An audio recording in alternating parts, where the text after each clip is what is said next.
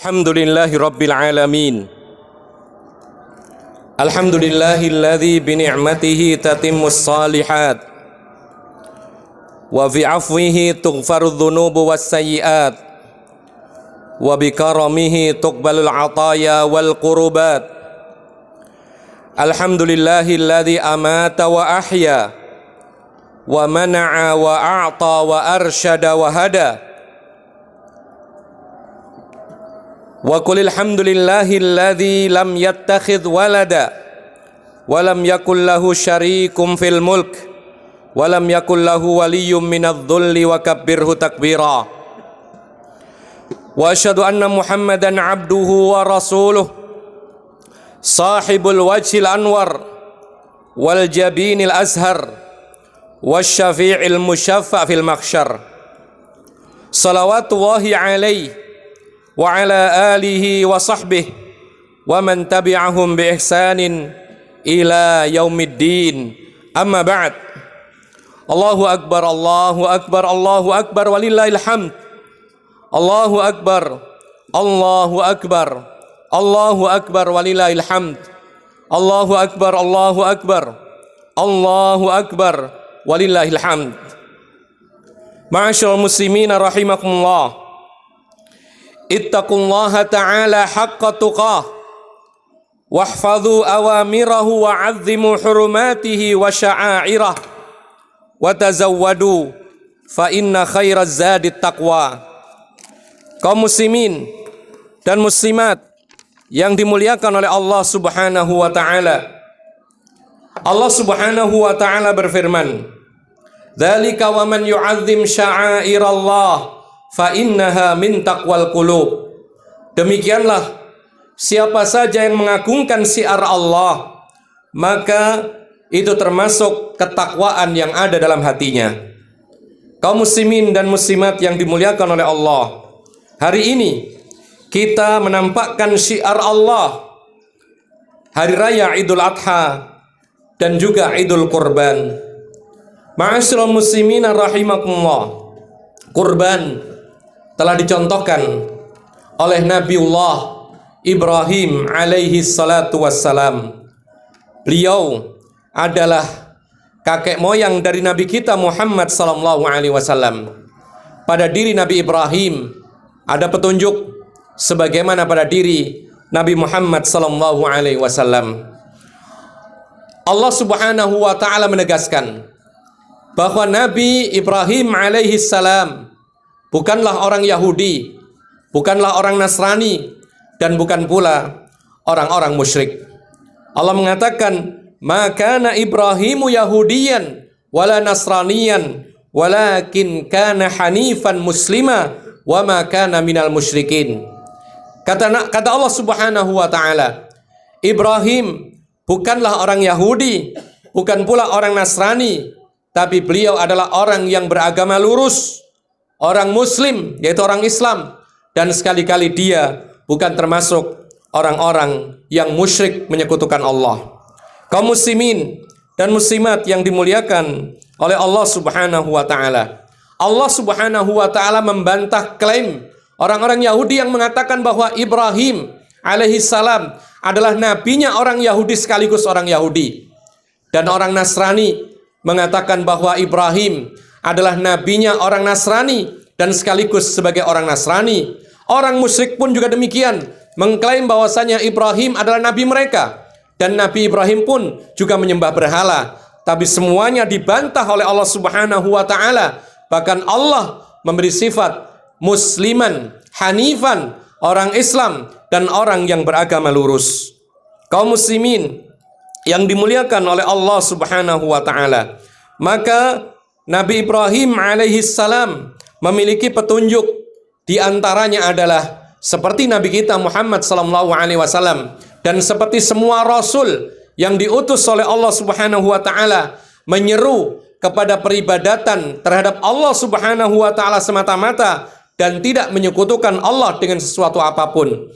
Oleh karena itu, konsekuensi yang diterima oleh Nabi Ibrahim alaihi salatu wassalam persis seperti Nabiullah Muhammad sallallahu alaihi wasallam. Nabi Muhammad akhirnya terusir dari kampung halamannya, hijrah Demikian pula Nabi Ibrahim, yang mengusir adalah ayahnya sendiri, sang pembuat berhala, dan kaumnya sendiri bahkan akhirnya dihukum mati, yaitu dibakar di atas api. Kemudian Allah Subhanahu wa taala menyelamatkannya dengan firman-Nya, "Kuni bardan wa salaman ala Ibrahim."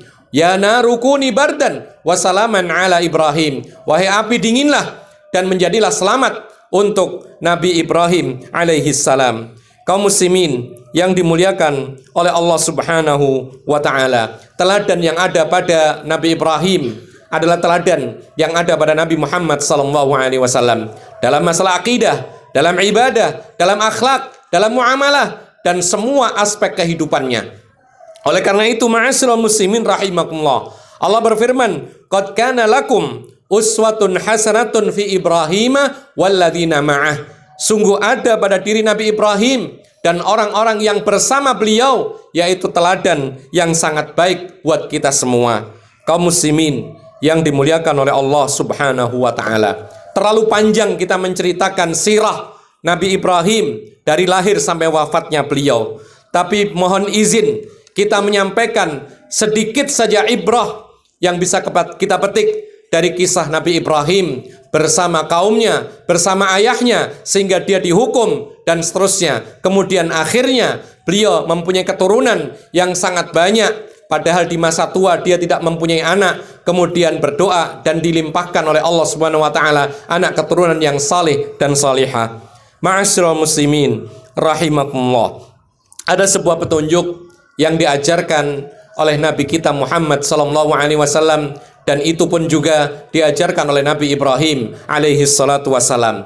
Apa itu? Taqdimul wahyi alal aqli, mengedepankan wahyu Allah dibandingkan akal, rasio, atau pemikiran manusia. Artinya, ma'asyiral muslimin rahimakumullah, jikalau bertolak belakang antara firman Allah dengan akal manusia yang serba terbatas, maka yang harus dituduh salah adalah akal manusia. Yang dibenarkan, yang diamalkan, yang didahulukan adalah firman Allah, wahyu Allah yang tidak pernah salah. Mari kita melihat satu persatu contohnya. Lihat bagaimana Nabi Ibrahim alaihi salatu wassalam ketika diperintahkan untuk berdakwah tauhid, menyeru kepada peribadatan kepada Allah Subhanahu wa taala semata-mata, meninggalkan semua bentuk pengagungan kepada berhala-berhala dan meminta-minta kepada berhala-berhala yang asal-usul mereka bisa jadi adalah orang-orang saleh.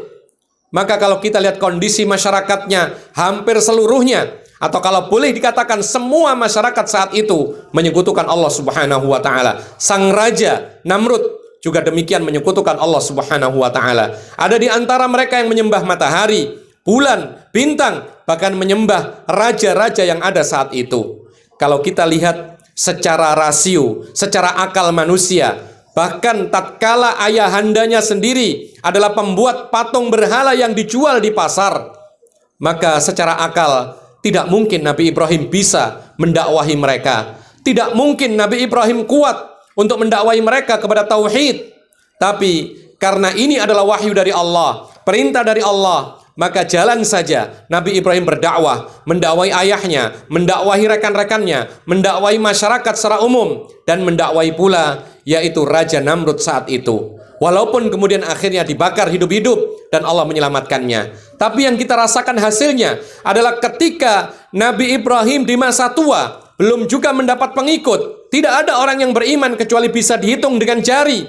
Maka ada Allah Subhanahu wa taala mengabulkan permintaannya di masa tua ketika terus-menerus berdoa, Rabbi habli minas salihin, ya Allah anugerahkan kepada aku anak-anak yang saleh.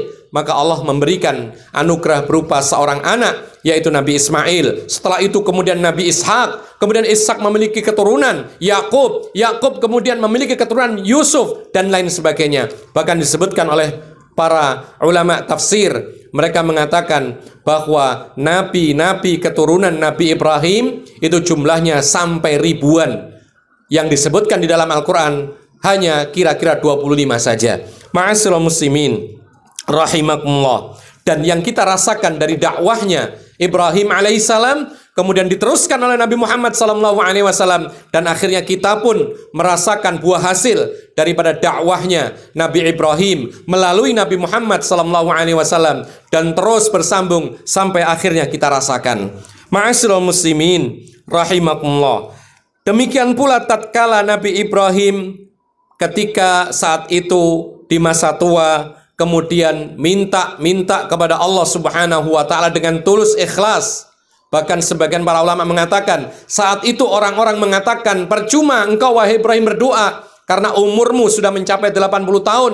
Percuma, tidak mungkin engkau diberikan anak oleh Allah Subhanahu wa taala. Tapi karena kesabarannya dan dia tidak pandang apakah ini adalah sesuai atau tidak sesuai dengan akal pikiran manusia, terus berdoa dan akhirnya diberikan keturunan yang sangat banyak oleh Allah Subhanahu wa taala di masa tuanya. Demikian pula tatkala Allah memerintahkan Nabi Ibrahim untuk hijrah ke suatu tempat lembah yang tidak ada tanaman, sangat tandus, maka Nabi Ibrahim hanya mengatakan sami'na wa ata'na, kami patuh dan taat.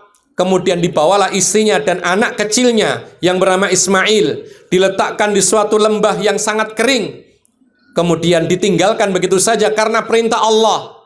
Kalau hitungan akal manusia tidak mungkin meletakkan istri dan anak di lembah yang kosong, tidak ada penghuni, kering, tidak ada air, tidak ada tanaman, tidak ada makanan. Tapi karena ini perintah Allah Subhanahu wa taala, diletakkan istri dan anaknya di tempat itu, ditinggalkan karena perintah Allah Subhanahu wa taala, dan akhirnya ternyata Allah membukakan jalan keluar. Itulah yang dikatakan oleh Allah Subhanahu wa taala, "Wa may yattaqillaha yaj'al lahu makhraja wa yarzuqhu min haitsu la yahtasib." Siapa yang bertakwa kepada Allah Subhanahu wa taala, maka Allah akan beri jalan solusi, jalan keluar, dan Allah akan membentangkan rezeki dari arah yang tidak disangka-sangka. Demikian pula ma'asyiral muslimin rahimakumullah, tatkala Allah memerintahkan Nabi Ibrahim untuk menyembelih anaknya, selama ini beliau menunggu-nunggu kelahiran anak. Ketika lahir seorang anak yang dinamai Ismail, kemudian tumbuh kembang, semakin dewasa, di usia-usia yaitu tamyiz sekitar 8-10 tahunan atau kurang sedikit daripada itu, tiba-tiba Allah Subhanahu wa taala menyuruhnya untuk menyembelihnya. Orang yang mengedepankan akal pikiran, dia akan menolak. Tidak mungkin saya menyembelih anak saya karena ini anak kesayangan saya. Tapi karena itu perintah Allah Subhanahu wa taala, mau tidak mau dijalankan, dan pasti Allah akan memberikan jalan keluar. Ma'asyiral muslimin rahimakumullah. Ternyata apa yang dicontohkan oleh sang ayah Nabi Ibrahim ini menurun kepada anaknya Ismail meskipun dia masih kecil. Ketika dikatakan, wahai anakku, aku diperintahkan oleh Allah untuk menyembelih engkau. Apa kata Nabi Ismail alaihissalam yang saat itu masih kecil, mewarisi kebaikan ayahnya? Qala ya abatif alma tu'mar satadiduni insyaallahu minas sabirin. Wahai ayahku, kalau memang itu perintah Allah, lakukanlah. Engkau pasti akan mendapati aku insyaallah dalam keadaan sabar. Dan itu pula diwarisi oleh istrinya yang salihah. Dia mengatakan, wahai suamiku Ibrahim, kalau memang itu benar perintah Allah Subhanahu wa taala, maka lakukanlah, dan pasti Allah akan memberikan jalan keluar. Dan benarlah, kemudian ketika sudah siap untuk menyembelih sang anak, maka Allah Subhanahu wa taala menggantikan anak tersebut yang akan disembelih, yaitu dengan sembelihan domba yang sangat besar sebagai ganti daripada ketakwaan Nabi Ibrahim dan istri serta anaknya tadi. Kaum muslimin dan muslimat yang dimuliakan oleh Allah Subhanahu wa taala, kita tidak seperti Nabi, tidak seperti Nabi Muhammad, tidak seperti Nabi Ibrahim atau Ismail atau siapa saja dari kalangan para nabi. Allah Subhanahu wa taala yang menciptakan kita. Allah Maha tahu tentang kadar keimanan kita. Kita tidak akan diuji oleh Allah seberat ujian yang ditimpakan oleh Allah kepada para nabi dan rasul. Tapi paling tidak Allah Subhanahu wa taala menguji kita dengan ujian yang hukum asalnya sama. Apa itu? Ketika bertolak belakang antara akal manusia dengan wahyunya Allah Subhanahu wa taala, maka kita harus mengatakan sami'na wa ata'na. Kita abaikan akal kita tuduh akal kita yang sempit, kurang, terbatas. Bahkan kadang-kadang akal kita ini keliru. Kemudian akal kita kadang-kadang yaitu menyangka itu baik padahal itu buruk, atau sebaliknya. Ma'asyiral muslimin rahimakumullah. Dan itu pelajaran yang sangat berharga buat kita semua ketika kita tidak diuji dengan ujian yang ditimpakan oleh para nabi yang memang iman mereka sempurna. Dan Rasulullah SAW sendiri mengatakan, asyadun nasi balaan al-anbiya thummal amsalu fal amsal. Orang yang paling berat ujiannya di dunia ini adalah para nabi, kemudian orang-orang yang berikutnya dan berikutnya. Kita berada jauh di bawah para nabi dan rasul. Kaum muslimin dan muslimat yang dimuliakan oleh Allah Subhanahu wa taala. Maka kita harus mempraktekkan apa yang dijadikan oleh para ulama, yaitu teladan dari Ibrahim dan Nabi Muhammad SAW. Mengedepankan wahyu daripada akal pikiran, daripada kebiasaan, daripada tradisi, apabila bertolak belakang dengan yang namanya wahyu dari Allah Subhanahu wa taala, dengan firman Allah dan sabda Rasulullah SAW yang sahih. Tetapi ma'asyiral muslimin rahimakumullah, masih kita jumpai banyak di kalangan kaum muslimin yang mengedepankan tradisi, yang mengedepankan akal pikiran, yang mengedepankan produk-produk akal manusia, kemudian menyampingkan wahyunya Allah Subhanahu wa taala. Kita bisa melihat bagaimana orang-orang yang mengaku muslim dan muslimah tapi masih mengadakan acara-acara yang berbau kesyirikan, menyembelih baik itu kerbau atau sapi, kemudian dibuang kepalanya ke laut, dipersembahkan kepada selain Allah Subhanahu wa taala. Kalau mereka mengatakan bahwa ini untuk Allah, Allah tidak butuh kepala daripada kerbau. Itu tidak lain untuk penghuni-penghuni laut berupa jin-jin atau penghuni tempat-tempat keramat. Sebagaimana pula yang dilakukan oleh sebagian orang-orang yang mengaku muslim atau muslimah, masih membuat pengorbanan meskipun atas nama sesaji, tapi ini dipersembahkan kepada selain Allah. Dia merasa takut akan terjadinya mara bahaya sehingga perlu dikorbankan, dipersembahkan kepada penunggu tempat-tempat yang dianggap menakutkan, keramat dan semisalnya, untuk keselamatan. Kenapa tidak minta keselamatan hanya kepada Allah dengan beribadah sesuai dengan sunnah Rasulullah dan memohon, berdoa kepada Allah Subhanahu wa taala keselamatan, karena yang memberikan keselamatan dan mara bahaya hanyalah Allah Subhanahu wa taala. Ini salah satu contoh bahwa sebagian kaum muslimin masih mengedepankan akal pikiran, budaya, tradisi dan lain sebagainya, padahal itu bertolak belakang dengan firman Allah, wahyu dari Allah Subhanahu wa taala. Masih ada pula sebagian kaum muslimin yang sengaja meninggalkan sholat atau paling tidak menunda-nunda waktu sholat. Ketika ditanya kenapa?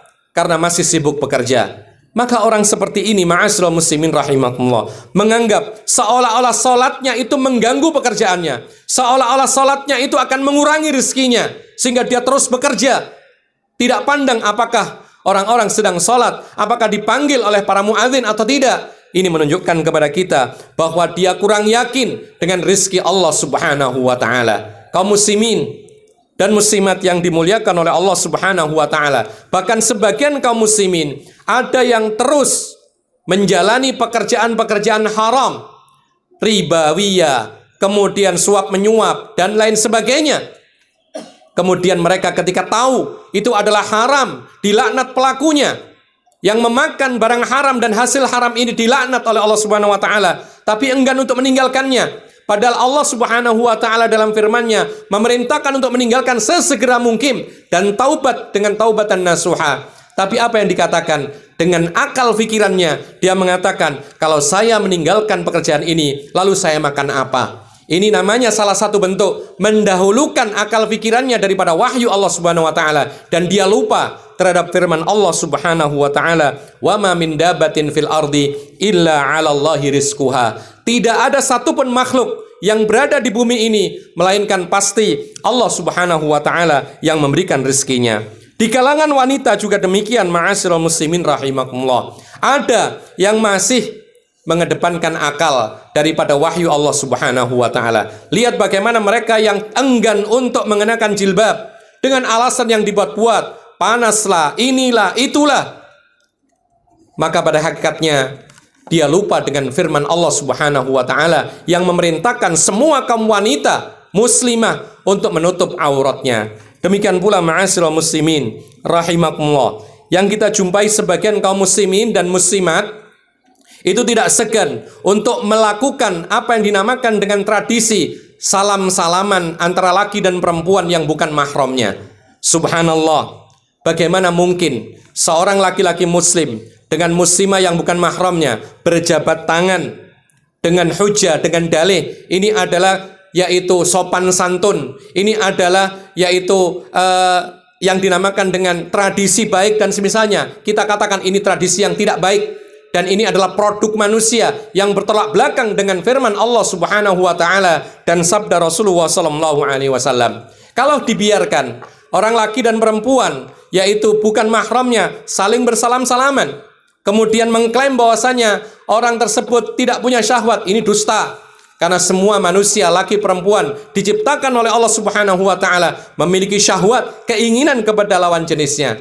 Bahkan ma'asyiral muslimin rahimakumullah, kalau ini dibiarkan, terjadilah apa yang terjadi. Pelecehan seksual, pemerkosaan dan lain sebagainya. Awalnya adalah dibiarkan, yaitu jalan-jalan menuju ke sana. Dan Allah telah mengatakan jauh-jauh dahulu, yaitu mengatakan wala taqrabuz zina, jangan mendekati jalan kepada zina. Semua arah kepada perbuatan zina, baik itu kalam, nazar, penglihatan, sentuhan dan lain sebagainya, bahkan berkhalwat, berduaan di tempat yang sepi, itu semuanya dilarang oleh Allah Subhanahu wa taala. Sehingga ketika diterjang dengan dalih, oh tidak mengapa, oh ini saudara sendiri, oh ini orang yang bertakwa, oh ini ustadz, oh ini kiai, tidak mengapa, berkhalwat, bersalaman dan lain sebagainya, yang terjadi adalah kehancuran, fitnah, perbuatan fahisyah, pemerkosaan, pelecehan seksual dan lain sebagainya. Jauh-jauh hari Nabi mengatakan la yakhluwanna rajulun bimra'atin illa kana thalithuha asyaiton. Kata Nabi sallallahu alaihi wasallam,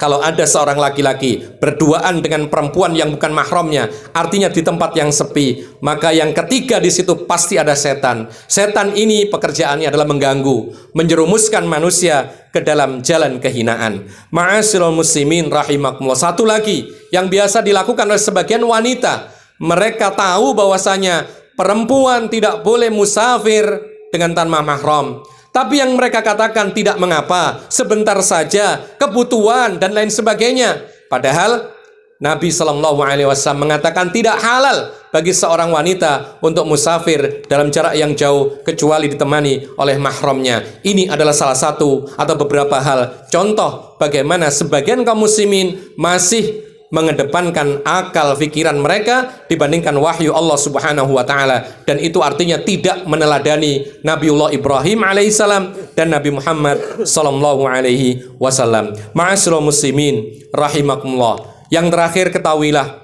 bahwa siapa yang lebih mengedepankan akal pikirannya daripada wahyu dari Allah atau sabda Rasulullah sallallahu alaihi wasallam, maka berarti dia lebih mengutamakan sesuatu yang terbatas, yang penuh dengan kekurangan. Akal manusia itu sempit, kurang. Bahkan sebesar-besar orang berilmu, Allah mengatakan wa ma utitu minal ilmi illa qalila, tidaklah diberi kepada kalian ilmu kecuali sangat sedikit.